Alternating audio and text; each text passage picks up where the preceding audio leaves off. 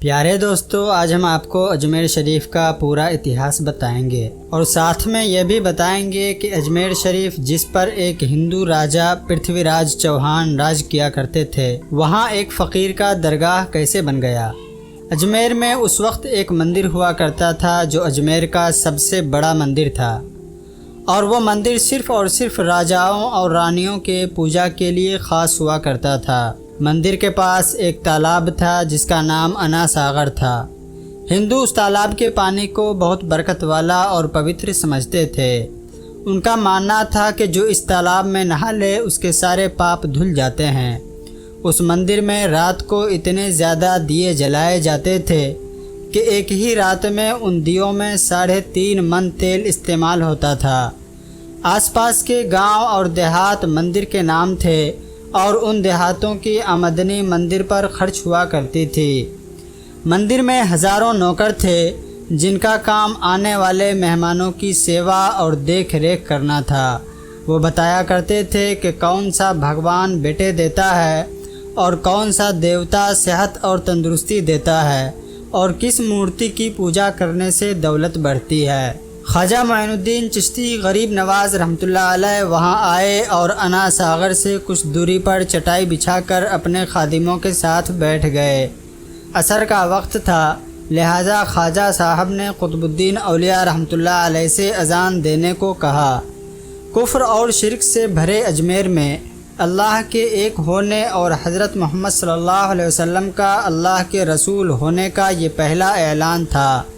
وہاں کے رہنے والے لوگ اسلام کے بارے میں بالکل نہیں جانتے تھے، اس لیے وہ اذان کی آواز سن کر حیران ہوئے اور سب گھروں سے نکل کر حضرت خواجہ غریب نواز اور ان کے مریدوں کو دیکھنے آئے اور انا ساغر کے پاس بھیڑ لگ گئی۔ خواجہ غریب نواز اور ان کے مرید نے انا ساغر کے پانی سے وضو کیا اور نماز پڑھنا شروع کیا۔ سب ہندو حیران ہو کر یہ سوچ رہے تھے کہ بھگوان تو سب مندر کے اندر ہیں، تو یہ لوگ باہر کھڑے ہو کر کون سے بھگوان کے آگے جھک رہے ہیں۔ شام ہوئی تو راجا کے اونٹ جو کہ دن میں چرنے کے لیے گئے تھے اپنے چرواہوں کے ساتھ واپس آنے لگے۔ اتفاق کی بات تھی کہ جہاں حضرت خواجہ غریب نواز بیٹھے ہوئے تھے وہ جگہ راجا کے اونٹوں کے باندھنے کی جگہ تھی۔ چرواہوں نے جب خواجہ صاحب کو دیکھا تو کہا، او بابا، یہاں سے اٹھیے، یہ جگہ راجا کے اونٹوں کی بیٹھنے کی جگہ ہے۔ خواجہ غریب نواز رحمۃ اللہ علیہ نے فرمایا کہ اتنا میدان خالی پڑا ہے، اونٹ تو کہیں بھی بیٹھ جائیں گے، کیوں بے وجہ تنگ کرتے ہو؟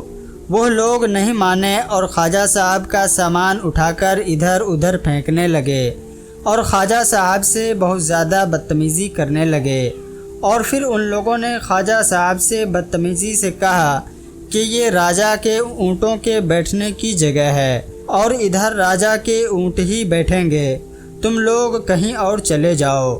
آخرکار خواجہ صاحب نے اٹھتے ہوئے حضرت قطب الدین سے فرمایا کہ اٹھو قطب الدین، یہ کہہ رہے ہیں کہ یہ اونٹوں کے بیٹھنے کی جگہ ہے، تو چلو میں کہتا ہوں کہ اب یہاں صرف اونٹ ہی بیٹھیں گے۔ یہ کہہ کر خواجہ صاحب اپنے ساتھیوں کے ساتھ وہاں سے اٹھ گئے، اور اگلی صبح جب اونٹوں کو چرانے کے لیے لے جانے کا وقت آیا اور چرواہوں نے اونٹوں کو اٹھانا چاہا تو انہیں پتہ چلا کہ اونٹ اٹھ ہی نہیں پا رہے ہیں۔ انہوں نے اونٹوں کو مار مار کر زبردستی اٹھانا چاہا لیکن وہ اونٹ بیٹھے ہی رہے۔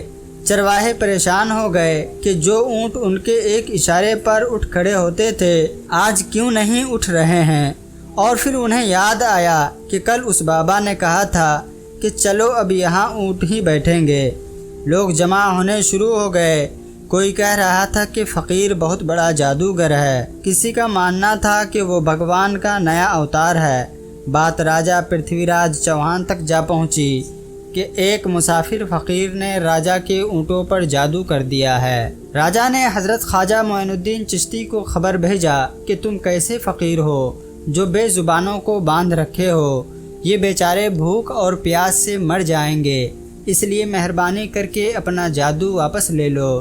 خواجہ صاحب نے فرمایا کہ ہم مسلمان ہیں اور مسلمان بد دعا نہیں کرتے اور نہ ہی جادو کرتے ہیں۔ اونٹ جس کے حکم سے بیٹھے تھے اسی کے حکم سے کھڑے ہو جائیں گے۔ اب جو جا کر چرواہوں نے اونٹ کو اٹھایا تو وہ سبھی اونٹ ایک ہی بار میں کھڑے ہو گئے۔ یہ دیکھ کر غیر مسلموں کے دلچسپی ان مسافروں میں بڑھنے لگی۔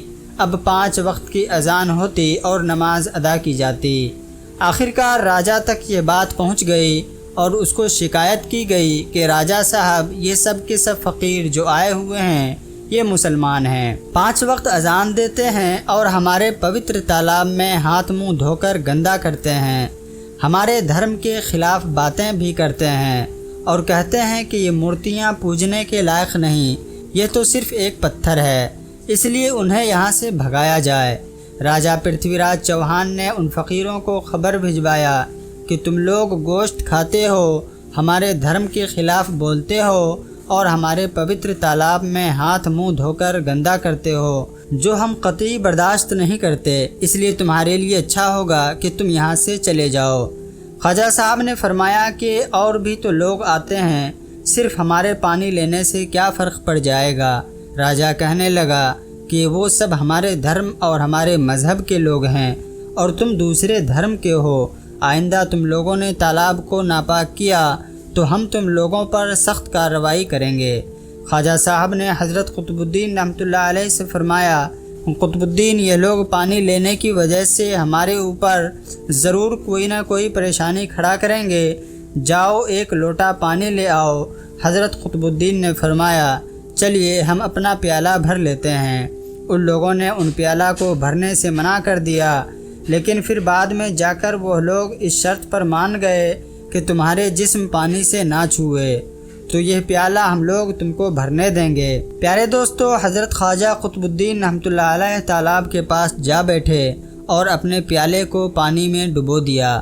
جب وہ پیالہ بھر گیا تو حضرت خواجہ قطب الدین رحمۃ اللہ علیہ نے وہ پیالہ اوپر کھینچ لیا، لیکن پھر کیا تھا، جب وہ پیالہ پانی سے باہر آیا تو انا ساغر کا سارا پانی سوکھ گیا اور انا ساغر کی تہہ میں مٹی اور ریت نظر آنے لگی۔ ایسا معلوم ہو رہا تھا کہ انا ساغر اس چھوٹے سے پیالے میں سما گیا ہے۔ انا ساغر کے سوکھتے ہی پورے اجمیر میں کوہرام مچ گیا، محلے میں چیخ و پکار شروع ہو گئی۔ وہ لوگ رو رہے تھے اور کہہ رہے تھے کہ جو پاپ ہم انا ساغر میں نہا کر دھو لیا کرتے تھے اور پاپوں سے چھٹکارا پا لیا کرتے تھے، اب ہم کیا کریں گے؟ اب ہم پاپوں کا بوجھ کہاں لیے پھریں گے؟ سارے علاقے میں یہ خبر پھیل گئی کہ مسافر فقیر نے جادو کے زور پر انا ساغر کو سکھا دیا ہے۔ پیارے دوستو، جانتے ہیں آگے کیا ہوتا ہے؟ آگے ہوا یہ کہ راجہ پرتھوی راج چوہان انا ساغر کے سوکھ جانے کی وجہ سے بہت پریشان ہوا۔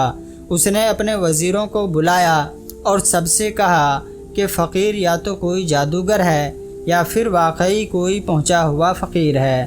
ساتھ ہی ان کی پریشانی بڑھ گئی کہ اجمیر کی رونق تو انا ساغر کے دم سے ہی تھی، اسی کی وجہ سے لوگ دور دور سے اجمیر آتے تھے اور اپنا ایمان تازہ کر کے لوٹ جایا کرتے تھے۔ انا ساغر کے سوکھ جانے کی وجہ سے ہندو دھرم کے لوگوں کو بہت پریشانی ہوگی اور یہ بڑی شرم کی بات تھی۔ آخرکار یہ کہا گیا کہ فقیر سے بات کی جائے کہ آخر وہ فقیر چاہتا کیا ہے۔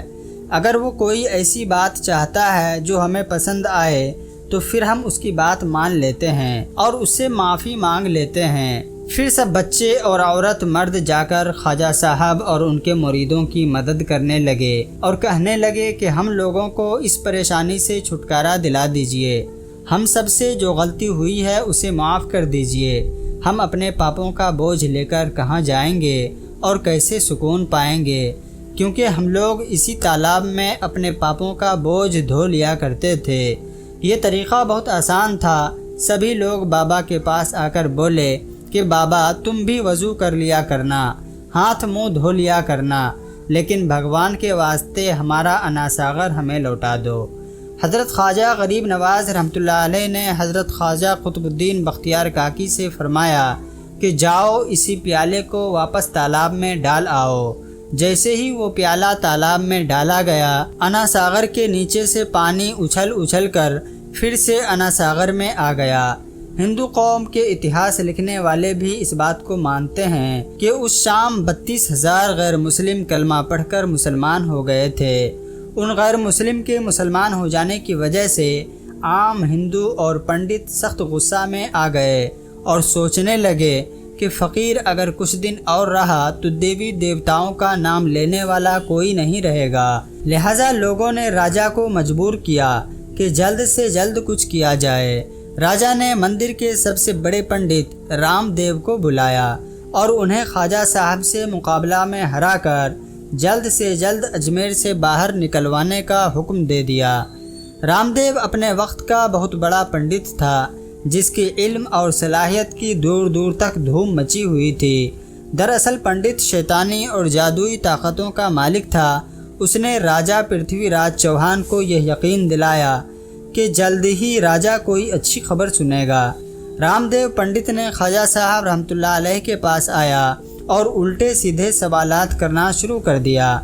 حضرت خواجہ غریب نواز نے فرمایا خاموشی ضروری ہے، اس لیے خواجہ غریب نواز رحمۃ اللہ علیہ خاموش رہے۔ جب پنڈت رام دیو نے حد سے زیادہ شور مچانا شروع کر دیا تو حضرت خواجہ غریب نواز رحمۃ اللہ علیہ نے اس کی طرف آنکھ اٹھائی اور مسکرا کر فرمایا رام دیو کیوں شور مچا رہا ہے؟ اور میں تیرے ماتھے پر ایمان کا نور چمکتا ہوا دیکھتا ہوں۔ بس اتنا کہنا تھا کہ نہ جانے کیا کرشمہ ہوا۔ دیکھتے ہی دیکھتے بابا رام دیو قدموں پر گرا اور روتے ہوئے بولا کہ بابا صاحب جس دھرم میں آپ ہو اس دھرم میں مجھے بھی شامل کر لو۔ سب لوگ جو مقابلے دیکھنے آئے تھے حیران ہوئے اور بابا رام دیو خواجہ صاحب کو ہرانے آیا تھا خود ہی مسلمان ہو گیا۔ اتہاس کی کتابیں بھری پڑی ہیں کہ حضرت خواجہ غریب نواز وہ اکلوتے بزرگ ہیں جنہوں نے 90 لاکھ غیر مسلموں کو مسلمان کیا۔ صدیاں بیت گئی لیکن آج بھی خواجہ غریب نواز کا ڈنکا ویسے ہی بج رہا ہے۔ سبحان اللہ۔